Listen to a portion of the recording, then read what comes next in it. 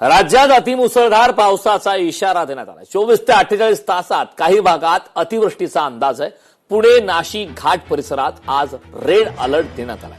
कोकणात आज पावसाचा ऑरेंज अलर्ट असणार आहे। पालघर, ठाणे, रायगड, रत्नागिरीला ऑरेंज अलर्ट देण्यात आलाय। भारतीय हवामान विभागाने 31 जुलै ते 27 ऑगस्ट या पुढील 4 आठवड्यांसाठी पावसाचा दीर्घकालीन अंदाज जाहीर केलाय। या अंदाजानुसार पुढील 24 ते 48 तासात राज्याच्या काही भागात मुसळधार ते अतिमुसळधार पावसाचा इशारा देण्यात आलाय। मात्र त्यानंतर ऑगस्ट महिन्यात पाऊस ओढ देण्याची शक्यता वर्तवण्यात आल्याने शेतकरी आणि नागरिकांची चिंता वाढली आहे।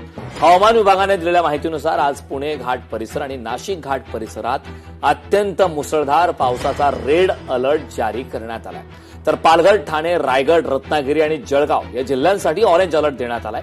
नागरिकांनी आणि पर्यटकांनी या काळात सुरक्षिततेची योग्य ती काळजी घेण्याचं आवाहन प्रशासनाने केलं। नाशिक जिल्ह्याला आज पावसाचा रेड अलर्ट देण्यात आलाय। वादळी वारे, विजांच्या कडकडाटासह पावसाची शक्यता वर्तवण्यात आली। नागरिकांना सतर्क राहण्याचे जिल्हा प्रशासनाचे हे आवाहन आहे। हवामान बदलामुळे जिल्ह्यातील काही भागात मध्यम ते अतिमुसळधार पावसाच्या सरी कोसळण्याचा अंदाज आहे।